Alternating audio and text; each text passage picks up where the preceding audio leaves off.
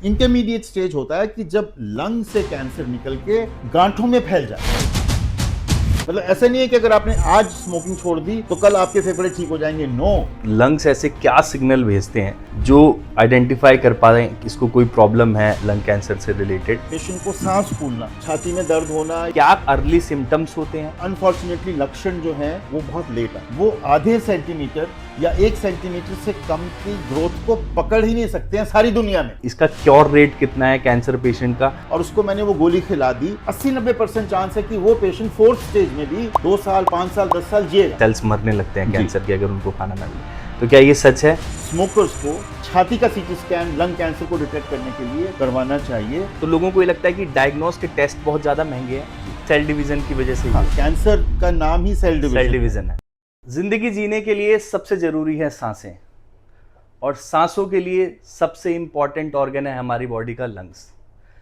तो आज हम बात करने जा रहे हैं हमारे पॉडकास्ट में लंग कैंसर की। डरने की जरूरत नहीं है, समझने की जरूरत है। हमारे साथ हैं आज हमारे मेहमान, chairperson medical oncology doctor Shyam Agarwal ji, जो कि सर गंगाराम हॉस्पिटल में हैं।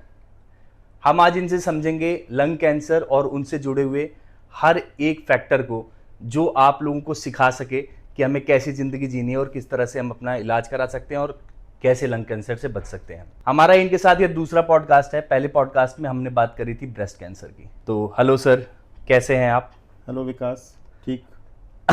तो मेरा सबसे पहला सवाल बिल्कुल बेसिक, कि लंग कैंसर होता क्या है और ये हमारी बॉडी में किस तरह से डेवलप्ड होता है?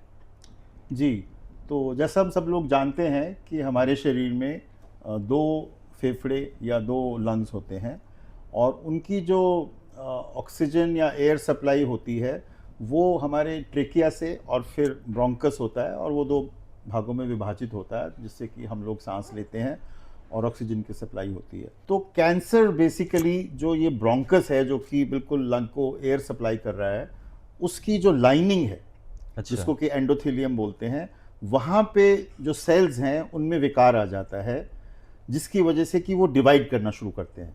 बेसिकली सेल डिवीजन की वजह से ही कैंसर का नाम ही सेल डिवीजन है, जो कि आउट ऑफ कंट्रोल हो जाएगी, जो कि नॉर्मल बॉडी के कंट्रोल में नहीं रहता जी। वो कैंसर बनने का जो कारण है, जिस पे हम अभी आएंगे जी। तो वो 1 से 2, 2 से 4, 8, 16, 64 बढ़ते बढ़ते बढ़ते बढ़ते मिलियंस में हो जाते हैं। तब 1 सेंटीमीटर के लगभग ग्रोथ वहां पे ब्रोंकस में या लंग के अंदर बनती है जी। और फिर उन सेल्स को जो कि कैंसर के ग्रो कर रहे हैं, डिवाइड कर रहे हैं, वो लंग के अंदर या साथ में उसकी गांठें होती हैं, जिसको लिम्फ नोड्स बोलते हैं, तो वहाँ वो स्प्रेड करते हैं, जिसको बोलते हैं लोको रीजनल स्प्रेड। तो वो एक सेकेंड स्टेज का कैंसर डेवलप होना शुरू हो गया। और तीसरा, क्योंकि हमारी सारी बॉडी ब्लड वेसल से कनेक्टेड है, तो वो कैंसर सेल्स ब्लड वेसल्स के जरिए शरीर के दूसरे हिस्सों में जा सकते हैं, लंग्स के पेरिफेरी के अंदर भी, लिवर में भी, हड्डियों में भी, ब्रेन में भी। तो वो स्टेज 4 का कैंसर हो जाता है, जब ट्यूमर सेल्स ब्रोंकस से निकल के शरीर के दूसरे अंगों में पहुंच जाएं। तो फर्स्ट स्टेज के अंदर आपका कैंसर केवल ब्रोंकस में सीमित है। उसके बाद जो नेक्स्ट स्टेज के अंदर वो लोको रीजनल नोड्स, लिम्फ नोड्स, गांठें, जो कि चेस्ट के अंदर ही सीमित रहती हैं, और फाइनल स्टेज में वो कहीं भी सेल्स जा सकते हैं।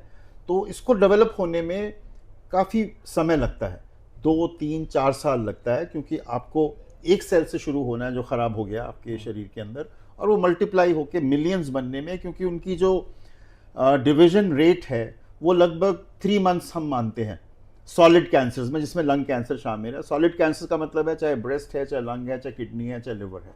ये स्लो ग्रोथ होती है, लेकिन अनफॉर्चुनेटली लक्षण जो हैं वो बहुत लेट आते हैं। तो एक बहुत ही कॉम्प्लिकेटेड इशू है, लेकिन स्लोनेस कैंसर्स के अंदर है, जो कि हमें समझना पड़ेगा। इसी से जुड़ा मेरा अगला क्वेश्चन है, मान लीजिए किसी व्यक्ति को हो जाता है लंग कैंसर, तो उसे कितना टाइम लगता है समझने में कि उसकी बॉडी में कुछ ऐसी लंग कैंसर जैसी प्रॉब्लम है, और ये कितना टाइम, जैसे आपने बताया कि 1 से 2 साल तक लग जाते हैं इसको पूरी तरह से डेवलप्ड होने में, और इसको किस तरह से डायग्नोस किया जाता है, ठीक है, क्या अर्ली सिम्टम्स होते हैं, करेक्ट। और दूसरा कि जैसे इस इंडिया जैसी कंट्री के अंदर जहां पर मिडिल क्लास और लोअर मिडिल क्लास की पॉपुलेशन बहुत ज़्यादा है, तो लोगों को ये लगता है कि डायग्नोस के टेस्ट बहुत ज़्यादा महंगे हैं। जी। क्या है ये? बहुत सारे सवाल आपने एक ही लाइन में कर दिए हैं। जी, तो आप उनका एक-एक मैं- करके बताएं। उनको एक एक करके मैं जी, सॉर्ट आउट करता हूँ। जी। तो जैसे मैंने आपको बताया अभी कि मिलियंस ऑफ सेल जब बनेंगे तब 1 सेंटीमीटर होगा।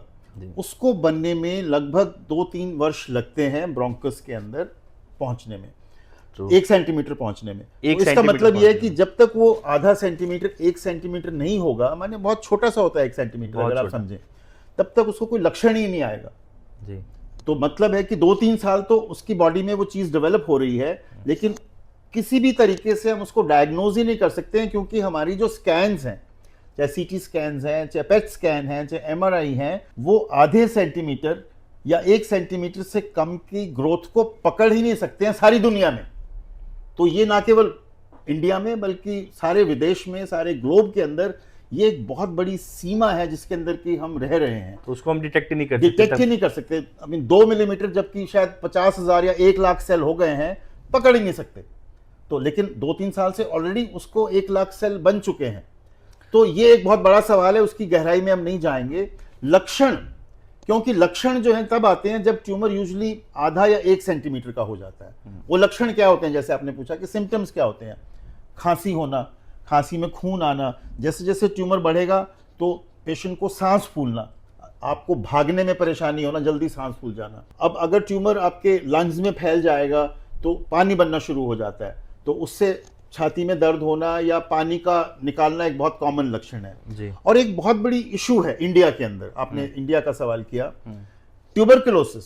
इंडिया में लंग्स की ट्यूबरकुलोसिस बहुत कॉमन है, रैम्पेंट है, रूरल एरियाज में, टायर 2 सिटीज में, टायर 3 सिटीज में और इवन अर्बन सिटीज में। तो मोस्टली ये जो लक्षण मैंने बताए, जिसमें ये कि सेम लक्षण उसमें भी होता है। खांसी होना, थोड़ा थोड़ा बुखार होना, खून आना, बलगम आना, तो ये सारे लक्षण ट्यूबरकुलोसिस से मिमिक करते हैं। तो ज्यादातर क्या हो रहा है, इतनी लिटरेसी होने के बाद, डॉक्टर्स शहरों में होने के बाद, वो डायग्नोसिस होने में लेट हो जाता है। क्यों लेट हो जाता है? एक्सरे करते हैं, उसमें एक शैडो दिखती है। शैडो दिखती है तो डॉक्टर को ये लगता है कि शायद इसको ट्यूबरकुलोसिस होगी।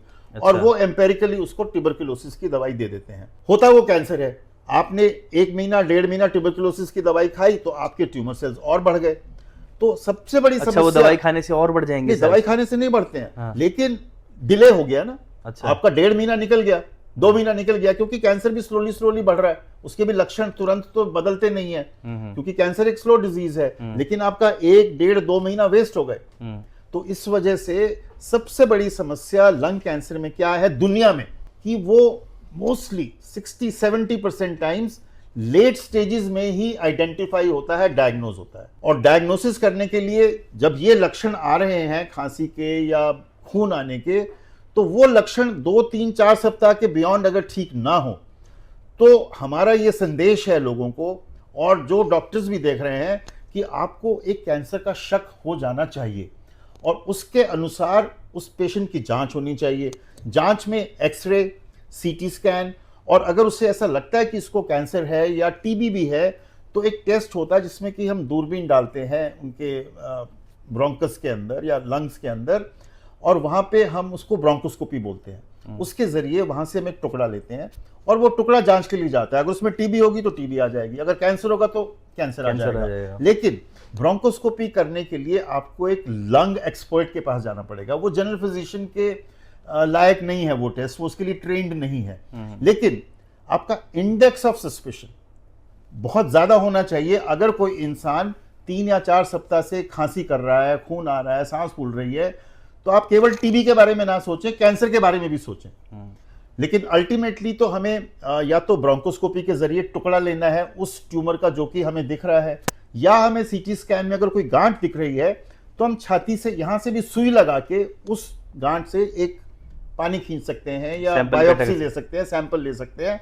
अल्टीमेटली कैंसर का डायग्नोसिस बनाने के लिए हमें कैंसर के सेल्स माइक्रोस्कोप में दिखने चाहिए, जो कि आपके मरीज के शरीर से, चाहे हम ब्रोंकोस्कोप के जरिए लें, चाहे नीडल के जरिए लें, या किसी भी और तरीके से लें, तो जब तक आप कैंसर सेल्स को नहीं देखेंगे तब तक वो कैंसर का डायग्नोसिस किसी भी स्कैनिंग से कंफर्म नहीं होगा। लोग आते हैं, सर ये कैंसर का शक डाला है और हमने ये सुना है कि बायोप्सी करेंगे तो कैंसर फैल जाएगा। तो ये एक बहुत बड़ा मिथ है। जब तक आप बायोप्सी नहीं करेंगे तब तक आपका कैंसर का डायग्नोसिस नहीं बनेगा, नंबर 1। नंबर 2, अब बायोप्सी बहुत इंपॉर्टेंट है क्योंकि ना केवल वो कैंसर का डायग्नोसिस बनाती है बल्कि कैंसर की बहुत सारी टाइप्स होती हैं, जिसमें कि स्मॉल सेल लंग कैंसर है, non small cell lung cancer है, एडिनोकार्सिनोमा है, स्क्वेमस सेल कार्सिनोमा है, या और भी तरह तरह के कैंसर्स हैं।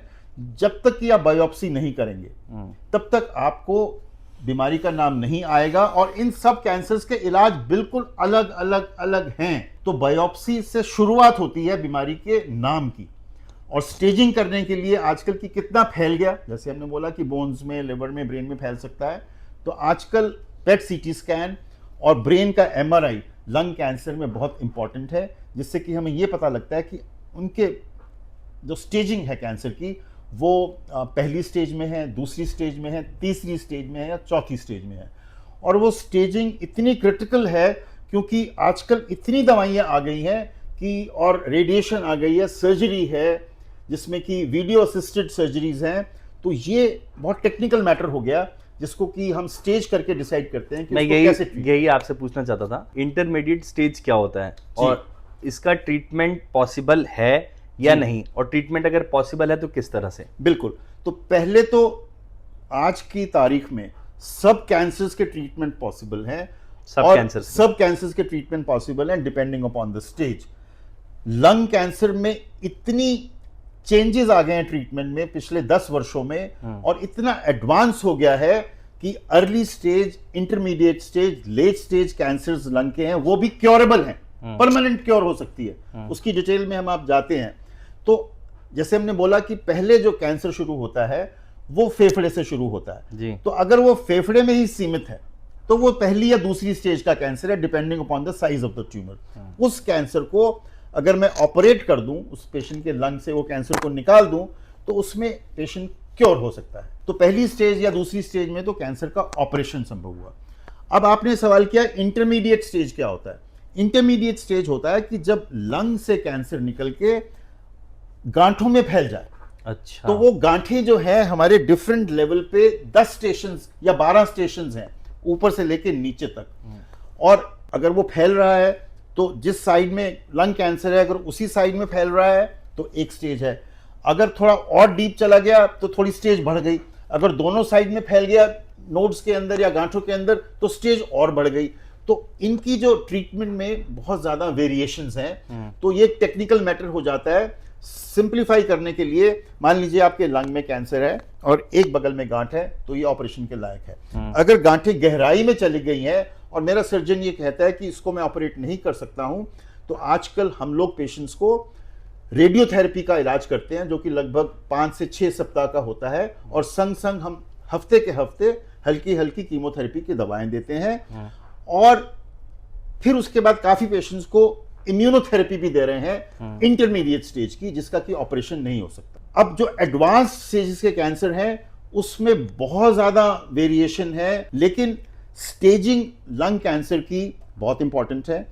और एक मल्टीडिसिप्लिनरी टीम जिसमें कि सर्जरी वाला, रेडिएशन वाले लोग, हम कीमोथेरेपी के डॉक्टर हैं या दवाइयों के डॉक्टर हैं या इम्यूनोथेरेपी के डॉक्टर हैं, हम ये मिलके सारा केस डिटेल में डिस्कस करते हैं और उसका फिर फैसला करते हैं कि इसको कौन सा इलाज होना चाहिए, क्या ऑपरेशन होना चाहिए, कि कीमो रेडिएशन होना चाहिए, कि इम्यूनोथेरेपी होना चाहिए। आजकल जिन पेशेंट्स के ऑपरेशन भी हो सकते हैं उनको हम ऑपरेशन से पहले कीमोथेरेपी और इम्यूनोथेरेपी के 3 या 4 कोर्सेज भी देना चाहते हैं, क्योंकि कुछ कैंसर्स में उनके रिजल्ट्स बेटर आ रहे हैं। तो ये एक मल्टी डिसिप्लिनरी टीम का होना बहुत ही आवश्यक है, खास तौर पे इंटरमीडिएट स्टेज लंग कैंसर में जी। और खास तौर पे non small cell lung cancer में जी। क्योंकि कैंसर की 2 वैरायटीज है, नॉन स्मॉल सेल और स्मॉल सेल।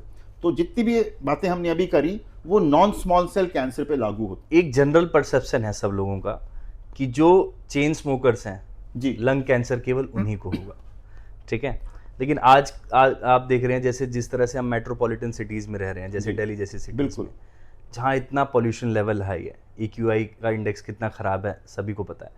तो क्या ये जो परसेप्शन है कि केवल स्मोकर्स को होगा, या फिर पोल्यूशन लेवल के बढ़ने से भी कैंसर हो सकता है, या इन दोनों पर की वजह से भी नहीं, किसी और वजह से भी लंग कैंसर हो सकता है? जी, सो ये बहुत ही अच्छा सवाल है कि लंग कैंसर का स्मोकिंग से क्या रिश्ता है। तो 100 लंग कैंसर के अगर मरीज आते हैं तो लगभग 80 से 90% लोगों में स्मोकिंग की हिस्ट्री पाई जाती है, चाहे वो बीड़ी स्मोक कर रहे हो, चाहे वो सिगरेट स्मोक कर रहे हो, चाहे वो हुक्का, चाहे वो सिगार, वो इक्वली हानिकारक है। नंबर 1, मतलब किसी भी तरह का टोबैको कंजप्शन, टोबैको की स्मोकिंग जी, हानिकारक है किसी भी फॉर्म में हो। नंबर 1। नंबर 2, 1 महीने या 2 महीने की स्मोकिंग से कैंसर नहीं होता है।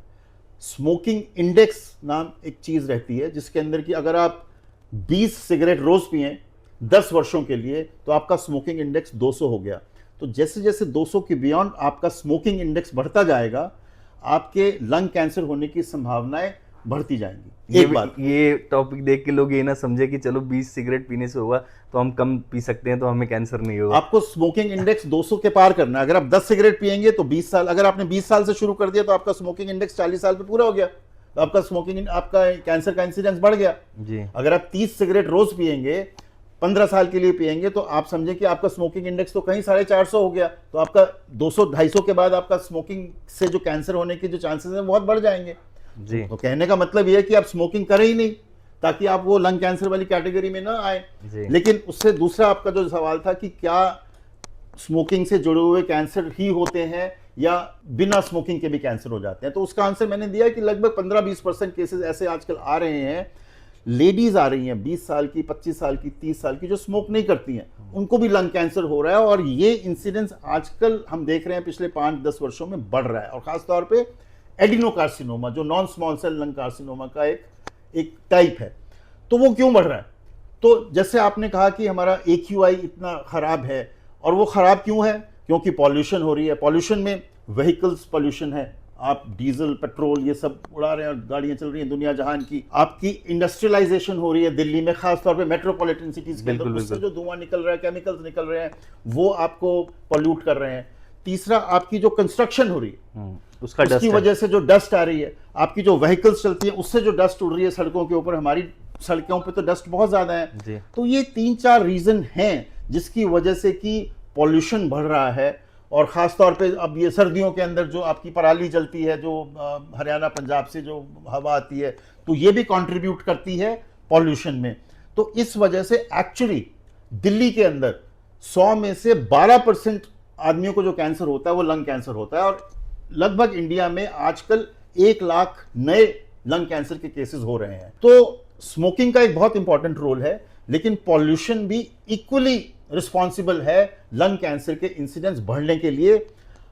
आप अगर फिगर्स देखें तो 10 साल पहले शायद 50,000 केसेस होते थे, अब 1 लाख केसेस होते हैं। अगले 10 साल में वो 1.5 लाख हो जाएंगे प्रति ईयर, हर साल। तो एक्चुअली कैंसर का इंसिडेंस, लंग कैंसर का इंसिडेंस बढ़ने पे है, ये समझ में आने के बाद भी कि ये टोबैको स्मोकिंग से होता है। तो आप टोबैको को बंद क्यों नहीं कराते, आप प्रोहिबिशन क्यों नहीं लगाते? लेकिन ये एक पॉलिटिकल सोसाइटी की समस्या है, आप नहीं छोड़ पा रहे हो उसमें। आजकल की जो जनरेशन है, जेनजी जनरेशन, वो हुक्का और इन सब पार्टीज में बहुत बिलीव करती है।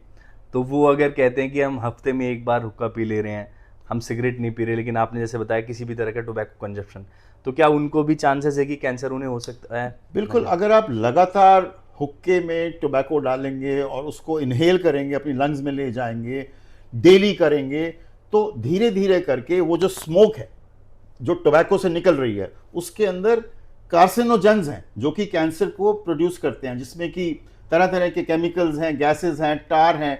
वो करते क्या है कि वो आपकी जो ब्रोंकस की जो लाइनिंग है या जो लंग के जो सेल्स हैं, उसके अंदर आपके जो जीन्स हैं उनको वो खराब करती हैं।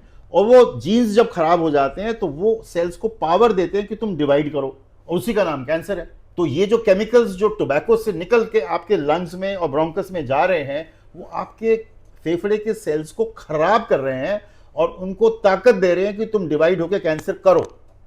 तो अगर आप टोबैको को छोड़ दें, मान लीजिए, एक सवाल ये भी पूछा जाता है बहुत कॉमन, मैं यही पूछने जा रहा था कि अगर कोई स्मोकिंग कर रहा है और उसने छोड़ दिया आज, तो क्या उसको भी इम्पैक्ट कर सकता है? तो मान लीजिए कि उसने 20 सिगरेट या बीड़ी रोज पी, 10 साल के लिए, 15 साल के लिए, तो जिस दिन वो छोड़ेगा उसके 10 साल लगेंगे उसको लगभग उसी लेवल पे आने पे, उसकी जो लाइनिंग है सेल्स की, जो लंग्स की, ब्रोंकस की, प्री स्मोकिंग लेवल पे। मतलब ऐसा नहीं है कि अगर आपने आज स्मोकिंग छोड़ दी तो कल आपके फेफड़े ठीक हो जाएंगे, नो, वो ठीक होने में 10 से 15 साल लगेंगे। तो इस चीज पे भी डिपेंड करेगा कि आपने कितनी साल कितनी सिगरेट पी है। लेकिन ऐसा नहीं होता है कि अगर आपने आज स्मोकिंग छोड़ दी तो 1 महीने में, 2 महीने में आपके लंग्स या आपका ब्रोंकस नॉर्मल हो जाएगा। उनको ठीक होने में समय लगेगा। हमारे पास बहुत सारे पेशेंट्स आते हैं, आ रहे हैं कि हम सर 10 साल पहले छोड़ दिया था लेकिन अब हमें लंग कैंसर हो गया। लेकिन वो तो कैंसर तो एक नॉन स्मोकर को भी हो रहा है, तो उसमें स्मोकिंग का कितना कंट्रीब्यूशन है, पॉल्यूशन का कितना कंट्रीब्यूशन है, उसको फिगर आउट करना असंभव है। लेकिन एक जनरल मैंने बोला कि 100 मरीज आ रहे हैं तो 80-85% लोगों में स्मोकिंग की हिस्ट्री है। तो स्मोकिंग एक बहुत बड़ा फैक्टर है जिसकी वजह से कि लंग कैंसर होता है। जब लंग कैंसर होता है तो लंग्स ऐसे क्या सिग्नल भेजते हैं जो आइडेंटिफाई कर पाए कि इसको कोई प्रॉब्लम है लंग कैंसर से रिलेटेड, या सिर्फ खांसी? जैसे आपने अभी बताया, मैं फिर वहीं आपको ले जाना चाहूँगा डिटेक्शन वाले पार्ट में, थोड़ा और ब्रीफ में इसको समझाने की कोशिश करें कि खांसी ही केवल एक वो है या और कोई भी सिम्टम? नहीं, बेसिकली एक तो सिम्टम सबसे इम्पॉर्टेंट है कि अगर आपको कोई भी लक्षण हो रहा है, जैसे कि खांसी है या खांसी में खून आ रहा है, एक बहुत इंपॉर्टेंट लक्षण है लंग कैंसर का आवाज़ का बैठ जाना। क्योंकि वो जो गांठें यहाँ पे होती हैं वो आपकी नस को दबाती हैं, जिससे कि आपकी वोकल कॉर्ड्स पैरालिसिस हो जाती हैं। अच्छा। तो वो अगर आपकी आवाज़ बैठ रही है और लो ग्रेड फीवर हो रहा है, वेट लॉस हो रहा है, आपको सांस फूल रही है, तो कोई भी लक्षण इस तरह के अगर हैं और वो परसिस्ट कर रहे हैं 2 से 3 सप्ताह के बियॉन्ड, तो आपको डॉक्टर के पास जाके जांच करानी है और ये चेकअप कराना है कि क्या वो कैंसर तो नहीं है। तो टारगेट थेरेपी क्या होती है सर? हाँ, तो अब ये बहुत ही इम्पॉर्टेंट आपके सवाल हैं जो कि पिछले 10 से 15 वर्षों में आ गए हैं। तो सबसे पहले ये बोलूँगा कि लंग कैंसर आज से 30 साल पहले या 40 साल पहले जब हमने इलाज करने शुरू किए थे तो उसमें केवल 2 दवाइयाँ होती थी कीमोथेरेपी। कीमोथेरेपी। अब हमारे पास कम से कम 15 से 20 दवाइयाँ हैं कैंसर कीमोथेरेपी की, जो कि हम दवाइयाँ ग्लूकोज में डाल के देते हैं जिससे कि कैंसर सेल्स को मारते हैं, और उससे जो साइड इफ़ेक्ट्स रहते हैं शायद लोग जानते हैं, बाल उड़ना और वो सब। तो अब लंग कैंसर एक पोस्टर बॉय बन गया है फॉर टारगेट थेरेपी। इसका क्या मतलब है, तो इसको समझाने के लिए थोड़ा सा गहराई में जाना पड़ेगा। बिल्कुल। तो जैसे हमने बोला कि कैंसर कब होता है, जब आपके लंग के सेल्स में, जीन्स में चेंजेस आ गए खराब वाले। तो अब हमारे पास ऐसी टेक्निक आ गई है, टेक्नोलॉजी आ गई है, जिससे कि हम आपका जो बायोप्सी निकाली डायग्नोज करने के लिए कि कैंसर है कि नहीं है, उसमें कैंसर आ गया, तो वो बायोप्सी का टुकड़ा इतना इंपॉर्टेंट हो गया है कि टारगेट थेरेपी उसके जरिए डिसाइड होती है। कैसे डिसाइड होती है, आपने वो जो बायोप्सी का छोटा सा टुकड़ा लिया ब्रोंकोस्कोपी करके या नीडल टेस्ट से, उसको हम अपनी मशीन में डालते हैं और उससे हम जीन सीक्वेंसिंग करते हैं, क्योंकि मुझे आइडेंटिफाई करना है कि इस पेशेंट के ट्यूमर में, कैंसर में कौन सा जीन खराब है। राइट। तो मेरे पास लगभग 12 जीन्स की दवाई है। अच्छा। आज से 15 साल पहले एक ही जीन की दवाई थी। धीरे धीरे धीरे धीरे करके अब मेरे पास 12 जीन्स की अलग अलग दवाइयां हैं। तो जब तक कि मैं वो टेस्ट नहीं करूंगा, मैं आपको नहीं बता सकता हूं कि कौन सी 12 में से दवाई खानी है। उन जीन्स के नाम में कुछ ले देता हूं आपके ऑडियंस के लिए: EGFR gene, ALK gene, ROS gene, BRAF gene, MET gene, RET gene, NTR के, ये टेक्निकल वर्ड्स हैं, लेकिन ये जीन सीक्वेंसिंग करने से ही पता लगेंगे। और ये इसी का नाम टारगेट थेरेपी है कि आपने वो जीन की खराबी को टारगेट कर दिया, और ये लाइफ सेविंग है। इनमें से कुछ दवाइयां ऐसी हैं कि वो टैबलेट्स हैं, वो कीमो नहीं है, उनके साथ साइड इफेक्ट्स जुड़े हुए नहीं है, वो शायद कुछ कॉस्टली हैं, लेकिन जिसको वो दवाई सूट कर जाती है, और सूट करने की संभावना 80 से 90% है। अच्छा। तो 100 लोगों में अगर एक जीन का डिफेक्ट पाया गया और उसको मैंने वो गोली खिला दी, तो उसको 80-90% चांस है कि वो पेशेंट 4th स्टेज में भी 2 साल, 5 साल, 10 साल जिएगा। और मेरे पास ऐसे पेशेंट्स हैं जो कि मरते हुए आए थे, आज वो 10 साल से या 3 साल से या 5 साल से गोली खा रहे हैं। तो ये एक बहुत इंपॉर्टेंट टेक्नोलॉजी हो गई। एक और चीज के साथ जुड़ी हुई जो नई है, जो कि मैं बताना चाहूंगा, कि ये तो हमने बोला कि टुकड़ा, क्योंकि मुझे बायोप्सी चाहिए। प्रॉब्लम लंग में क्या होता है कि एक बड़ा सेंसिटिव एरिया है, आपने ब्रोंकोस्कोप डाला और वो एक बिल्कुल छोटा सा 1 सेंटीमीटर या आधे सेंटीमीटर का टुकड़ा आता है, उसको हम टेस्ट करते हैं, उसमें इम्यूनोहिस्टोकेमिकल मार्कर्स वगैरह करते हैं, उसमें वो टुकड़ा कंज्यूम हो जाता है, तो मुझे वो जीन सीक्वेंसी के लिए टुकड़ा बचता ही नहीं। तो जब तक वो टुकड़े की जांच नहीं होगी तो पता नहीं लगेगा कि वो जीन कौन सा खराब है। तो उसकी क्या उपाय है? तो उसका उपाय ये है कि हम एक बोलते हैं हम लिक्विड बायोप्सी। लिक्विड बायोप्सी का मतलब है कि हम उनका ब्लड सैंपल ले रहे हैं। हाँ। वो ब्लड सैंपल से भी हम जीन की आइडेंटिफिकेशन कर रहे हैं, कर सकते हैं। लिक्विड बायोप्सी के लिक्विड बायोप्सी माने क्यों? उसका रैशनल क्या है कि जो ट्यूमर उस पेशेंट की बॉडी में है तो वो धीरे धीरे मरता भी रहता है, अपने आप ग्रो करता है, मरता है, ग्रो करता है, मरता है। जब वो मरता है तो उसके जो जीन्स जो उसमें से निकलते हैं वो ब्लड में आ जाते हैं। तो अगर मैं ब्लड को पकड़ लूं और तो मैं उसके जीन्स को पकड़ पाऊंगा। तो ये टेक्नोलॉजी हमारे पास रेडिली अवेलेबल है। और ये भी देखा गया है कि अगर टिश्यू को और ब्लड को दोनों को टेस्ट किया जाए तो जीन की खराबी को पकड़ने की संभावना और बढ़ जाती है। अच्छा। और वो जीन का पकड़ा जाना बहुत इंपॉर्टेंट है, वो लाइफ सेविंग है, वो एक लॉटरी खुलने के समान है, क्योंकि 80-90% चांस है कि अगर मैं उसको गोली खिलाऊंगा तो वो पेशेंट मेरा अच्छा हो जाएगा बहुत लंबे समय के लिए। तो ये जितने भी पेशेंट्स हमारे पास आ रहे हैं non small cell lung cancer के, उनमें हम ये जीन टेस्टिंग करते हैं, चाहे हम बायोप्सी से करें या हम लिक्विड बायोप्सी से करें, ब्लड से करें, क्योंकि हम पकड़ना चाहते हैं कौन सा जीन खराब है। तो वो लाइफ सेविंग। जी, जैसा आपने भी बताया कि पिछले 10-15 सालों में मेडिकल साइंस ने बहुत तरक्की की है, जिससे हम ये सब आइडेंटिफिकेशन कर पा रहे हैं और उसका इलाज कर पा रहे हैं। तो क्या कोई ऐसी स्टडी है जो ये बता सके कि इसका क्योर रेट कितना है कैंसर पेशेंट का? और पर्टिकुलर अगर मैं इंडिया की बात करूं तो क्या कितना % का क्योर रेट है कि जो लोग मरीज ठीक हो जा चुके हैं कैंसर से? राइट। तो वो जो क्योर रेट्स हैं वो स्टेजिंग पे डिपेंड करते हैं। अच्छा। तो अर्ली स्टेजेस में जहां पे कि हमने ऑपरेशन किया उसमें तो 100 में से 60-70% लोग क्योर हो जाते हैं, नंबर 1। नंबर 2, जो इंटरमीडिएट स्टेज है जिसमें कि हमने रेडिएशन और कीमो किया था, उसमें भी 50-60% लोग जो है वो 5-6 साल तक चल रहे हैं, उसके बियॉन्ड चल रहे हैं। अब 4th स्टेज के अंदर जो है, एक तो ये टारगेट थेरेपी हुई, तो प्रॉब्लम क्या है कि टारगेट थेरेपी से लोग क्योर नहीं हो रहे हैं। क्योर का मतलब होता है कि परमानेंट क्योर हमारी साइंस के अंदर, जो कि इंसान आप समझो कि 20 साल, 25 साल, 40 साल जिए कैंसर होने के बाद। तो टारगेट थेरेपी और कीमोथेरेपी की ये लिमिटेशन है कि डिपेंडिंग अपॉन कि कौन सा जीन खराब है, जैसे रॉस के पेशेंट है, उनके अंदर जीन की थेरेपी, टारगेट थेरेपी बहुत कामयाब है, वो 10, 15, 20 साल चले जा रहे हैं पेशेंट्स। लेकिन जो EGFR जीन है उसमें 4 साल, 3 साल ऐसे जिंदगी चल रही है। अच्छा। तो अलग अलग जीन के अलग अलग जीन पे डिपेंड करता है। अब एक और इशू जो कि आया है जिसने कि बहुत ज्यादा तब्दीली ला दी है इलाज में, वो उसका नाम है इम्यूनोथेरेपी। जी, मैं यही पूछने जा रहा था आपसे कि इम्यूनोथेरेपी ऑफ लंग कैंसर क्या है? करेक्ट। तो इम्यूनोथेरेपी उन मरीजों के लिए बनी है जिनमें ये जीन्स खराब नहीं पाए जाते। जिनमें ये जीन्स खराब नहीं पाए जाते। तो क्योंकि उसके अंदर वो टारगेट नहीं है जी, तो उसको इलाज करने के लिए हम लोग इम्यूनोथेरेपी दे रहे हैं, जो कि नॉर्मली कीमोथेरेपी से कंबाइन करते हैं। तो मोस्टली ये वो वाले पेशेंट्स हैं जिनका कि 4थी स्टेज में कैंसर पहुंच गया है, जिनकी कि ऑपरेशन नहीं हो सकती है, रेडिएशन नहीं हो सकती है, और उनके अंदर वो जीन्स खराब नहीं है जो कि टारगेट वाले हैं। तो उनको हम या तो इम्यूनोथेरेपी अकेली देते हैं। इम्यूनोथेरेपी कुछ नहीं होती है, ग्लूकोज में डाल के दवाई चढ़ती है, 1 घंटे में चढ़ जाती है, उसके कोई side effects by and large 90-95% patients में नहीं होते हैं। तो बहुत अच्छे से टॉलरेटेड है, बूढ़े लोगों में भी दी जा सकती है।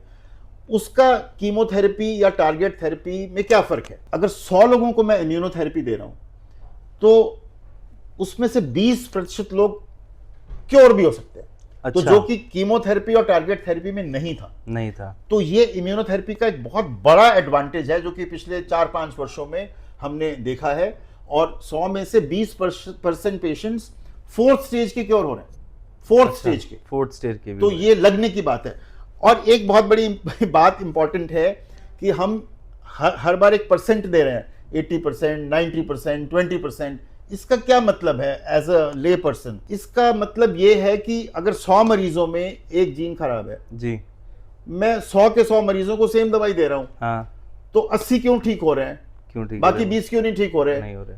ये सबसे बड़ी समस्या है दुनिया में आइडेंटिफिकेशन की कि कौन सा मरीज 80 में आएगा, कौन सा मरीज नहीं आएगा, वो भगवान ने अभी अपने पास रखा हुआ है, उसका साइंस में अभी जवाब नहीं निकला है। तो ये हम मरीजों को, क्योंकि इम्यूनोथेरेपी और कुछ टारगेटेड थेरेपी बहुत महंगी है, 1-2 लाख रुपए पर मंथ जी, और जब इतनी महंगी दवाएं हम देते हैं तो लोगों की एक्सपेक्टेशन भी बढ़ जाती है। हाँ, कि हम इतना खर्चा कर रहे हैं, जल्दी ठीक हो डॉक्टर के जाएंगे, पास जा रहे हैं, इलाज करा रहे हैं, हम गंगाराम हॉस्पिटल में या और दूसरे बड़े बड़े हॉस्पिटल्स के अंदर इलाज करा रहे हैं, तो हमें ठीक होना ही है।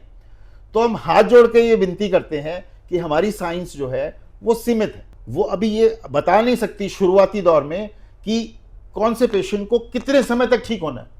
तो जैसे जैसे हम दवाई देते जाते हैं, 1 महीना 2 महीना, तो हमें समझ में आता है कि भाई ये दवाई इस पेशेंट को सूट कर रही है, तो इसको हम जारी रखेंगे, तो हो सकता है कि ये क्योर की तरफ चला जाए। लेकिन किस्मत तो आ गई ना जी, जब साइंस नहीं प्रेडिक्ट कर पा रही तो फिर भगवान आ गया ऊपर। है। तो आपको, हमको, सबको मिलकर ये प्रार्थना करनी है कि हमारा नंबर 80 में आए, जी, जो कि हमें 2-3-4 महीने में ही पता लग सकता है, पहले नहीं पता लगता। पहले तो ये पता लग गया कि इसको हमें कीमोथेरेपी, इम्यूनोथेरेपी देनी है और उसके बाद भगवान से प्रार्थना करनी है कि हमारा 20% में नंबर आए जो परमानेंट क्योर हो जाएंगे। लेकिन वो शुरू में कोई टेस्ट नहीं बना जी। एक टर्म है स्टीरियोटैक्टिक रेडियोथेरेपी जी। तो ये क्या है कैंसर के लिए, इंक्लूडिंग लंग कैंसर में, और किस तरह से काम करती है? तो लंग कैंसर एक ओल्ड एज की भी बीमारी है, नंबर 1। नंबर 2, क्योंकि स्मोकर्स होते हैं तो इनके लंग्स भी, बाकी लंग्स भी, फेफड़े भी खराब होते हैं। तो अर्ली स्टेज में जबकि ट्यूमर जो है वो 1-1.5-2 सेंटीमीटर का अगर पकड़ा जाता है तो उसका इलाज ऑपरेशन होना चाहिए। लेकिन क्योंकि ये ओल्ड एज में है, उनको बेहोश नहीं कर सकते हैं, उनके फेफड़े खराब हैं because of chronic obstructive airway disease, तो जिन पेशेंट्स में ऑपरेशन संभव नहीं होता है उसमें हम पिन पॉइंट रेडिएशन देते हैं। मतलब ये रेडियोथेरेपी का टाइप है, तो जिससे कि हम सिर्फ ट्यूमर के एरिया को बर्न कर देते हैं, नंबर 1। इसी तरह से अगर ये ट्यूमर्स को ब्रेन में जाने का खतरा होता है, तो अगर ट्यूमर ब्रेन में फैल गया है, 3 या 4 जगह पे है, तो बिल्कुल टारगेट फोकस बीम करते हैं रेडिएशन की ब्रेन ट्यूमर के ऊपर, जिससे कि ब्रेन के ट्यूमर्स गायब हो जाते हैं। अच्छा। इसी तरह से अगर बोन में है या किसी भी एक लोकलाइज्ड एरिया में छोटा 1-2-3 सेंटीमीटर का ट्यूमर है, तो उसको अगर मैं रेडिएशन पिन पॉइंट दूं तो उसको स्टीरियोटैक्टिक रेडिएशन बोलते हैं, और इससे आप बिल्कुल उस ट्यूमर को वहां पे जला सकते हो एक पर्टिकुलर एरिया में। आप कुछ जैसे ऐसा एडवाइस कर सकते हैं कि अगर आप, जो हमारे व्यूअर्स इस चैनल को देख रहे हैं, तो कुछ ऐसी हेल्दी लाइफस्टाइल या कुछ ऐसी 5-10 टिप्स जिससे कि मैं कैंसर से बच सकूं?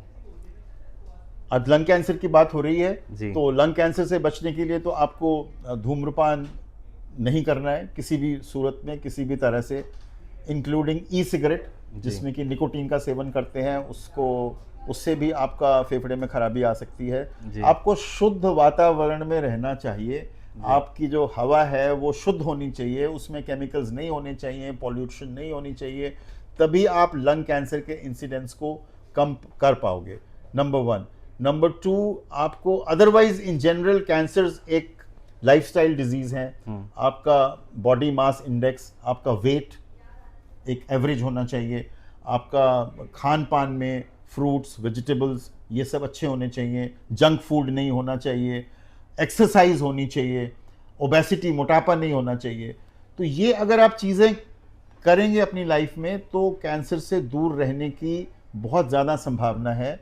जैसे जैसे शराब का सेवन, सिगरेट का सेवन और गलत गलत हैबिट्स लगेंगी तो कैंसर के इंसिडेंट्स बढ़ते हैं। तो अगर किसी को एक बार लंग कैंसर हो गया, जी, ठीक है, डिटेक्ट भी हो गया और उस टाइम के लिए उसका ट्रीटमेंट के बाद क्योर भी हो गया जी, तो क्या उसकी लाइफ नॉर्मल हो सकती है या फिर उसको सारी ज़िंदगी दवाइयाँ और हॉस्पिटल के चक्कर ही काटने पड़ जाते नहीं नहीं नहीं, सारा जिंदगी तो नहीं होता है, क्योंकि वो तो फैसला शुरू में 4th स्टेज के अंदर तो अगले 3-4 महीने में हो जाता है। तो आपको उदाहरण दे सकते हैं हम, कुछ जैसे पेशेंट्स हमने ट्रीट किए हैं, 4th स्टेज के कैंसर आए, उसके अंदर पेशेंट को सांस नहीं आ रही है, हमने कीमोथेरेपी लगाई, वो फेल हो गई, फिर उसके बाद हमने इम्यूनोथेरेपी पे स्विच किया। तो इम्यूनोथेरेपी की दवाएं अमूमन जिसको सूट कर रही हैं तो हम 2 साल देते हैं, और 2 साल के बाद यूजुअली हम इम्यूनोथेरेपी की दवाइयों को बंद करते हैं, क्योंकि 100 में से 20% लोग जो है उसमें ठीक हो रहे हैं। तो वो जो पेशेंट्स 20 जो ठीक हो गए 2 साल, उसको इलाज उसके बाद करने की आवश्यकता नहीं है, केवल 6 महीने में, साल में डॉक्टर के पास जाके जांच कराना है, तो दवाइयाँ बंद हो जाती हैं। लेकिन ये सिर्फ इम्यूनोथेरेपी के लिए है। टारगेट थेरेपी तो आप छोड़ नहीं सकते, वो तो अच्छा। जिंदगी भर ही खानी है, जिंदगी और भर हर ही। एक का एक लाइफ लॉन्जिविटी है, तो वो एक पर्टिकुलर टाइम के बाद कैंसर के रिलैप्स होने की चांसेस बहुत ज़्यादा हैं, चाहे वो टारगेटेड थेरेपी है, चाहे वो कीमोथेरेपी है। सिर्फ इम्यूनोथेरेपी एक एरिया, दूसरा एरिया जिसमें कि ऑपरेशन हो गया, ट्यूमर निकल गया, उसमें सीमित इलाज है, एक सीमा में 6 महीने के अंदर इलाज हम बंद कर देंगे। और तीसरा जिसका कि इंटरमीडिएट स्टेज है, जिसका कि सिर्फ गांठों में है, उसमें भी सीमित इलाज है, इंडेफिनिट इलाज नहीं है। तो इंडेफिनिट इलाज कीमोथेरेपी और टारगेटेड थेरेपी का। आप कुछ आज ऐसे मिथ्स को ब्रेक करना चाहेंगे जो बहुत जेनरिक और नॉर्मल लोगों में वो मिथ्स बहुत फैले हुए हों, जिससे कि लोगों को हेल्प मिल सके और ज़्यादा डीप लंग कैंसर के बारे में जानने के लिए? एक तो यही बात है कि लोग बायोप्सी से बहुत डरते हैं कि बायोप्सी कराएंगे तो कैंसर फैल जाएगी। जी। तो ये एक बड़ा क्लियर मैसेज है लोगों को कि यदि डॉक्टर कह रहे हैं कि आपको बायोप्सी करके निश्चित करना है कि आपके फेफड़े में क्या डिजीज़ है, क्या वो टीबी है या कैंसर है या सार्कोइड है या कोई और चौथी फंगल इन्फेक्शन है, तो आप कृपा करके उससे घबराएं नहीं, और आपको डॉक्टर की एडवाइस को फॉलो करना बहुत ही आवश्यक है। और हम किसी पैथी के खिलाफ नहीं हैं, चाहे वो होम्योपैथी हो या आयुर्वेदिक हो, लेकिन अगर आप हमारे पास आ रहे हैं इलाज के लिए, तो हम चाहेंगे कि आप हमारी इंस्ट्रक्शंस को फॉलो करें, क्योंकि लंग कैंसर आजकल इतना काबू हो रहा है हमारे इलाज से, चाहे वो सर्जरी है, चाहे वो रेडिएशन है, चाहे वो कीमोथेरेपी है, टारगेट थेरेपी है, इम्यूनोथेरेपी है। ये 5 स्तंभ हैं: operation, radiation, chemotherapy, targeted therapy और इम्यूनोथेरेपी। तो कहीं ना कहीं ईश्वर हेल्प करेगा और दवा लगेगी, जिससे कि मरीज की ज़िंदगी में एक सुधार आएगा, उसकी रेमिशन आएगी डिजीज़ की, और उसको क्योर होने की भी संभावना हो सकती है। तो घबराएं नहीं, और लंग कैंसर में बहुत रिसर्च भी हो रही है, जिससे कि हम लेट स्टेजेस में पेशेंट्स को क्योर करने की तरफ जा रहे हैं। और चीज़ें नई नई आ रही हैं, जिसमें मिनिमल रेजिडुअल डिजीज़ एक शब्द है कि हम बहुत थोड़ी बीमारी को क्या पकड़ सकते हैं जो कि 1 सेंटीमीटर से भी कम है। तो ऐसी टेक्नोलॉजीज़ भी डेवलप हो रही हैं, जिसमें कि पेशेंट का ब्लड सैंपल लेते हैं, उसमें वो जीन्स को पकड़ने की कोशिश करते हैं जो कि उनके ट्यूमर सेल से निकल के आ रहे हैं, जिसको ctDNA बोलते हैं। तो ये चीज़ें बहुत रैपिडली आ रही हैं, जिससे कि हम कैंसर्स को जल्दी पकड़ पाएँ या बहुत नीचे लेवल पे पकड़ पाएँ, जबकि शायद शरीर में 10,000 या 20,000 या 50,000 सेल हो। और एक बहुत इंपॉर्टेंट बात है स्मोकर्स के लिए, जो कि जिनका कि स्मोकिंग इंडेक्स 200-300 हो गया है, तो उनको भी low dose CT scan chest का कराना चाहिए। जैसे महिलाएं ब्रेस्ट की मैमोग्राफी कराती हैं, तो अर्ली डिटेक्शन के लिए स्मोकर्स को लो डोज छाती का सीटी स्कैन लंग कैंसर को डिटेक्ट करने के लिए करवाना चाहिए। ये बहुत आपने इंपॉर्टेंट बात बताई। तो ये लोग बहुत कम लोग कराते हैं जी। तो early detection of lung cancer for smokers is indicated, उसकी गाइडलाइंस हैं, तो उसको फॉलो करें। और आप 50 साल या 45 साल की उम्र के बाद लो डोज छाती का सीटी स्कैन कराएं, जिससे कि लंग कैंसर को जल्दी पकड़ा जा सके पहली स्टेज में या दूसरी स्टेज में, ताकि उसका ऑपरेशन के जरिए इलाज हो सके। जैसा आपने कहा, आप किसी पैथी के खिलाफ नहीं, चाहे आयुर्वेदिक हो, चाहे जी। एलोपैथी हो, कुछ भी हो। काफ़ी टाइम पहले एक सेलिब्रिटी थे नवजोत सिंह सिद्धू, उनकी वाइफ, जैसे कैंसर उनको डिटेक्ट हुआ तो उन्होंने बताया कि खट्टी चीज़ें खाएं, फास्टिंग करें, रोटी छोड़ दी, जी। और इन सब चीज़ों से क्या, और उन्होंने कहा कि सेल्स मरने लगते हैं जी। कैंसर के अगर उनको खाना ना मिले। तो क्या ये सच है और ये चीज़ें काम करती हैं इस तरह से? देखिए, जैसे हमने बोला कि हम किसी भी पैथी के खिलाफ नहीं हैं, या शायद हम कमेंट नहीं करना चाहेंगे। तो जहाँ तक कि हम ट्रीट कर रहे हैं पेशेंट्स को, जैसे कीमोथेरेपी से ट्रीट करते हैं, तो कीमोथेरेपी जो है वो डिवाइडिंग सेल्स जो कि कैंसर सेल्स पे एक्ट करती है, बट ना केवल कैंसर सेल्स पे, बल्कि जो बॉडी के नॉर्मल डिवाइडिंग सेल्स हैं, जिसमें कि ब्लड सेल्स भी हैं, हेयर सेल्स भी हैं, और हमारी इंटेस्टाइन या ओरल कैविटी की म्यूकोज हैं, उनको डिवाइड करने के लिए, मेंटेन करने के लिए हाई प्रोटीन की रिक्वायरमेंट है। तो जब तक आप हाई प्रोटीन नहीं खाओगे तो आप कीमोथेरेपी बर्दाश्त ही नहीं कर पाओगे।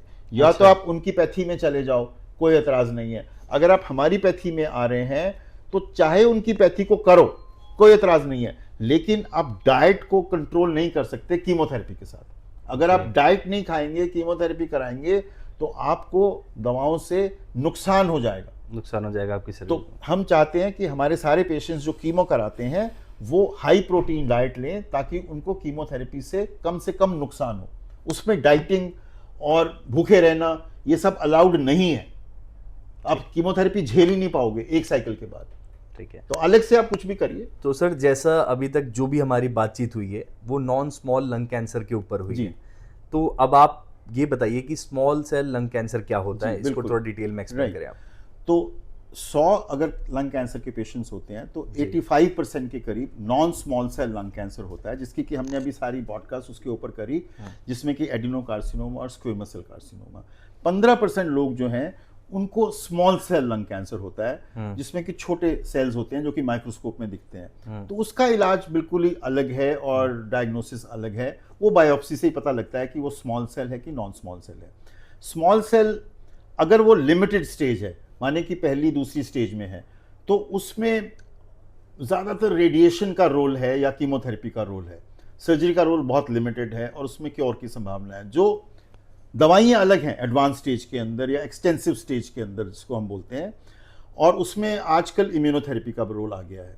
लेकिन स्मॉल सेल लंग कैंसर एक ज़्यादा घातक बीमारी है, क्योंकि हालांकि वो ठीक हो जाती है दवाइयों से, लेकिन उसके रिलैप्स होने की संभावना बहुत ज़्यादा है। अच्छा। तो ये एक एरिया रिसर्च का है कि स्मॉल सेल में इम्प्रूवमेंट हुई है पिछले 10 वर्षों में, क्योंकि इम्यूनोथेरेपी आ गई है। मरीज़ ज़्यादा समय के लिए जीवित रहते हैं और चलते हैं, और अर्ली स्टेज में, लिमिटेड स्टेज में क्योर भी हो सकते हैं। तो इसमें शायद और काम करने की आवश्यकता है रिसर्चर्स को और साइंटिस्ट्स को। तो सर आपका बहुत बहुत धन्यवाद। आज आप हमने हमारे पॉडकास्ट में बहुत अच्छे से लंग कैंसर को एक्सप्लेन किया और हमारे व्यूअर्स को बहुत सारी चीज़ें समझने के लिए और सीखने को मिली, जिससे वो अपनी लाइफ में लंग कैंसर को समझ पाएँ और ऐसा कुछ इम्प्लीमेंट कर पाएँ जिससे वो बीमार ना हो। Thank you so much sir, आज आपने बहुत कुछ हमें समझाया और जिससे हमें सीखने का मौका मिला। लास्ट हमने आपके साथ पॉडकास्ट किया था ब्रेस्ट कैंसर के ऊपर, तो लास्ट में आपने कुछ गुनगुनाया था जिससे कि हमारे व्यूअर्स को मोटिवेशन मिल सके अपनी लाइफ में। तो इसी तरह से मैं चाहूँगा कि इस पॉडकास्ट का भी एंड वहीं हो और आप एक अच्छा सा गाना दर्शकों के लिए गाते हुए जाएं।